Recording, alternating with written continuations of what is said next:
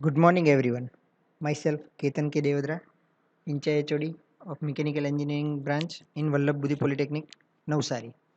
આજે આપણે 6th semester mechanical engineering બ્રાન્ચનું ટૂલ એન્જિનિયરિંગ સબ્જેક્ટમાં જીગ એન્ડ ફિક્સચર્સ ચેપ્ટર જોશું. આ ચેપ્ટરમાં આજે આપણે જીગની ડિઝાઇન શીખશું એક એક્ઝામ્પલ થ્રુ. તો અહીંયા આ જીગની ડિઝાઇન માટેના એક્ઝામ્પલનો ડેટા આપેલો છે. એ ડેટા વાંચીએ, એને સમજીએ અને ત્યાર પછી એને કેવી રીતે સોલ્વ કરવામાં આવે, કેવી રીતે એની ડિઝાઇન કરવામાં આવે એ આપણે જોઈએ આ લેક્ચરમાં. તો અહીંયા એના ડેટા આપેલા છે એ જોઈએ પહેલાં. For a component showed in figure, select suitable drill size jig to drill 4 holes of 8 mm diameter. અહીં એક ફિગર આપેલી છે જેમાં 4 હોલ આપેલા છે 8 mm ડાયામીટરના.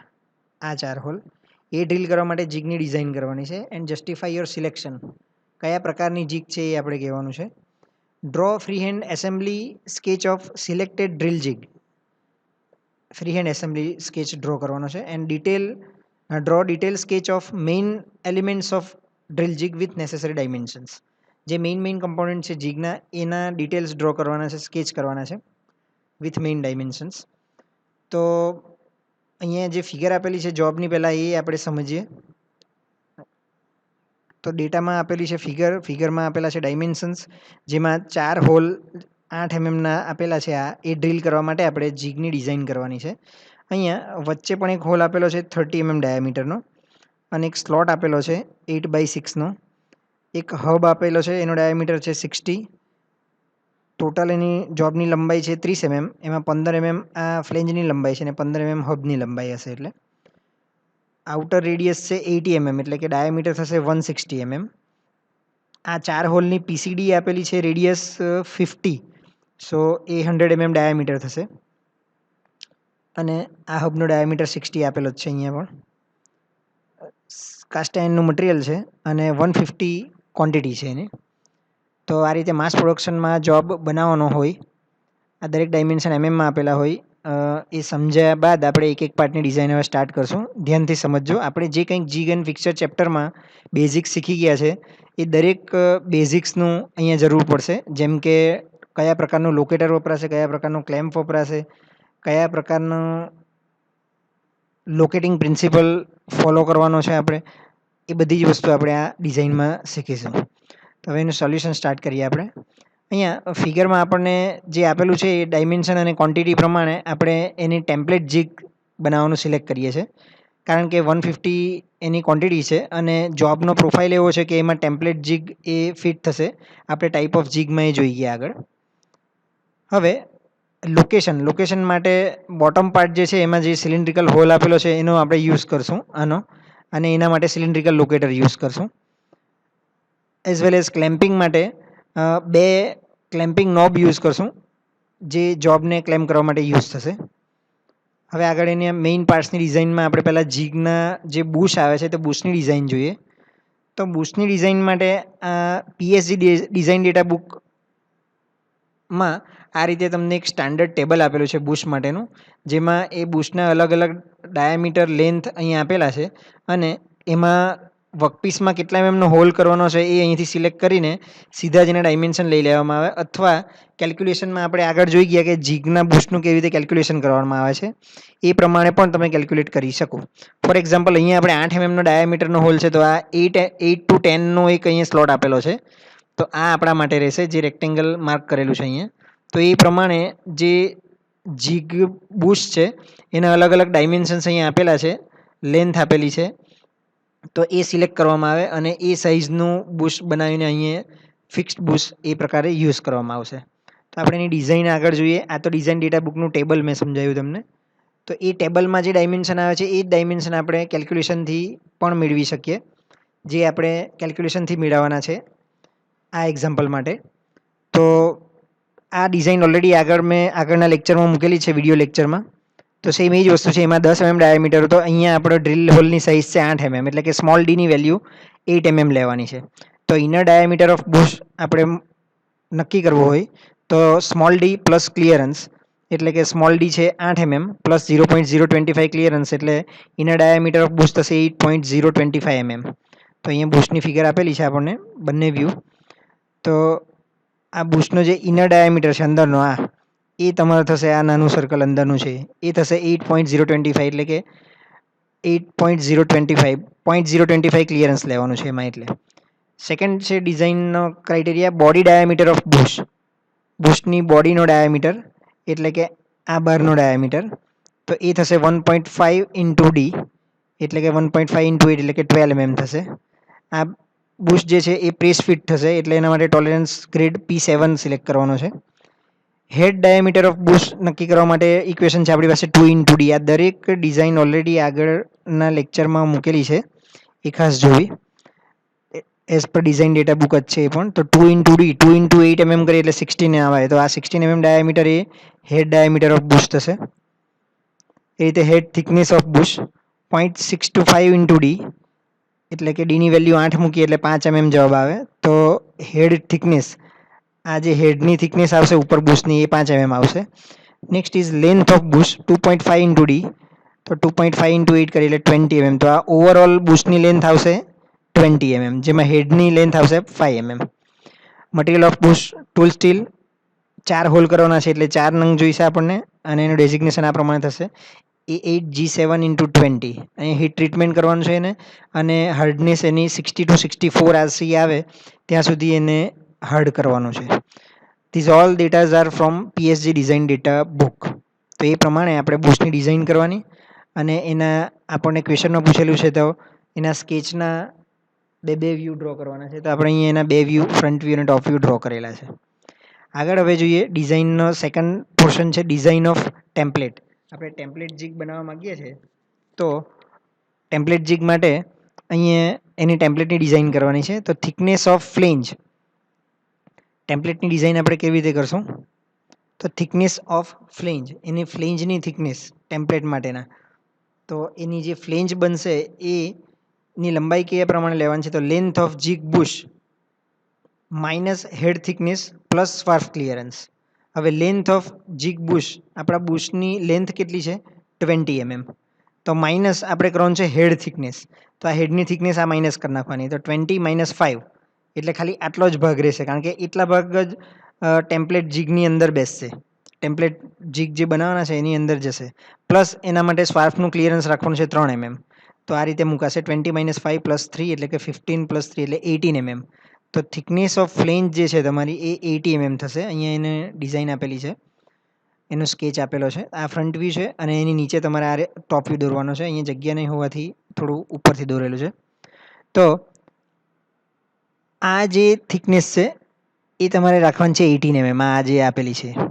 ઓકે, હવે આગળ જોઈએ ડાયામીટર ઓફ ફ્લેંજ. એનો ડાયામીટર કેટલો રાખશું? તો diameter of component plus allowance for clamping. Clamping માટે એલાઉન્સ રાખવું પડે આજુબાજુ એટલા માટે.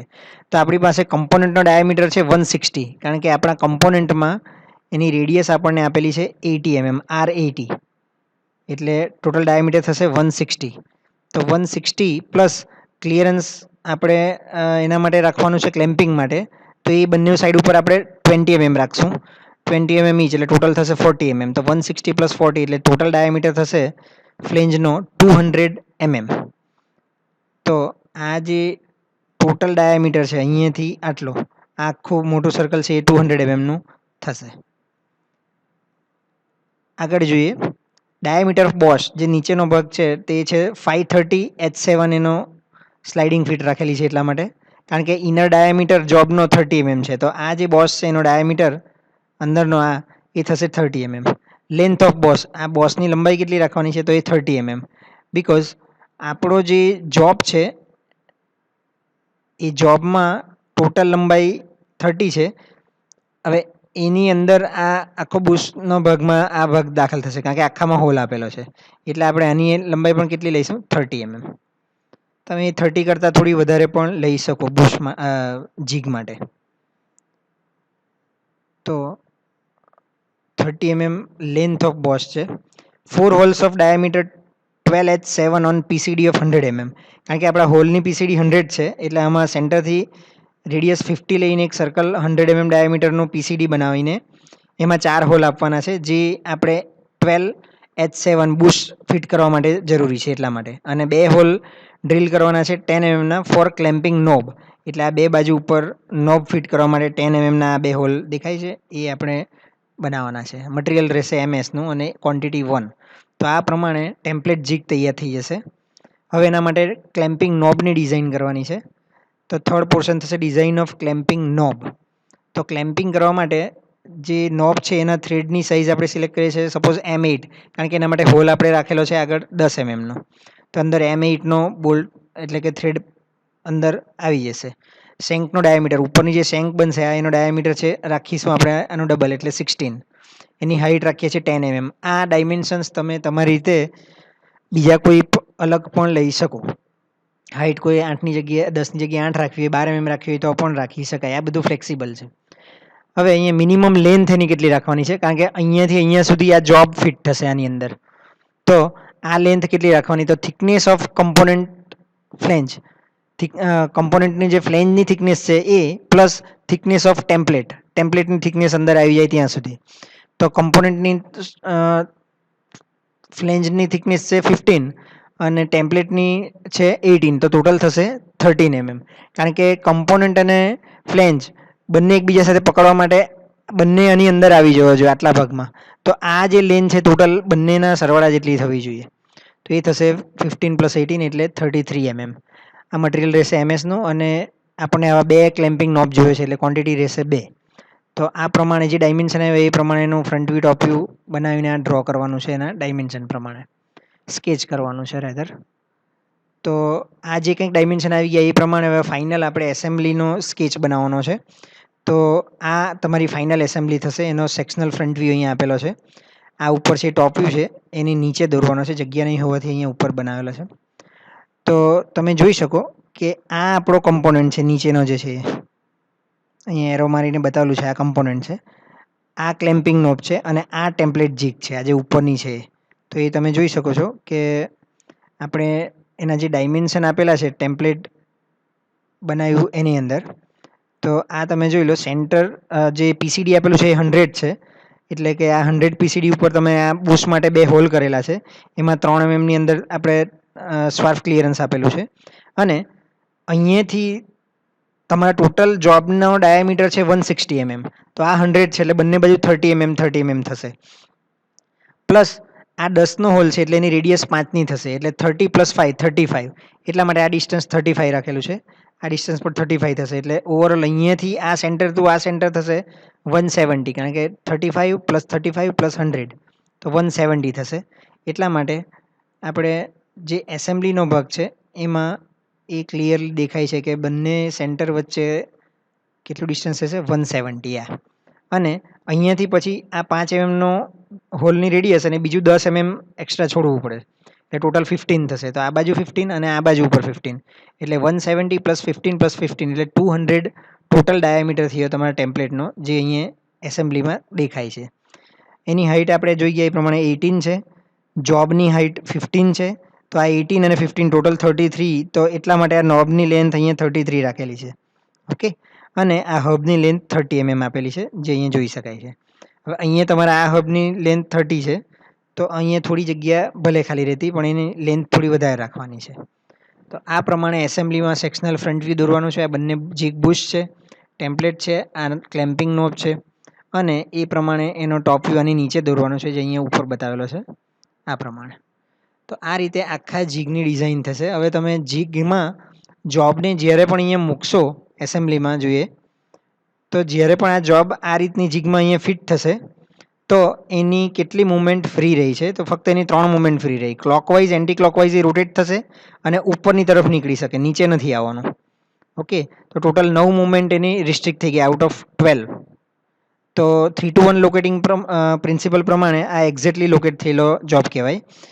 ત્યારબાદ એને આપણે અહીંયાથી ક્લેમ કરી દીધો તો બાકીની 3 મૂવમેન્ટ જે ફ્રી છે એ પણ રિસ્ટ્રિક્ટ થઈ ગઈ બિફોર મશીનિંગ. ત્યાર પછી મશીનિંગ સ્ટાર્ટ કરવાનું છે. એટલે હવે અહીંયા જે બુશ આપેલા છે 4 બુશ છે. તો 4 બુશમાં ડ્રિલ કરશું એટલે એક્ઝેક્ટ એ પ્રમાણેના હોલ આપણને અહીંયા જોબમાં જોવા મળશે. So this is all about design of template jig.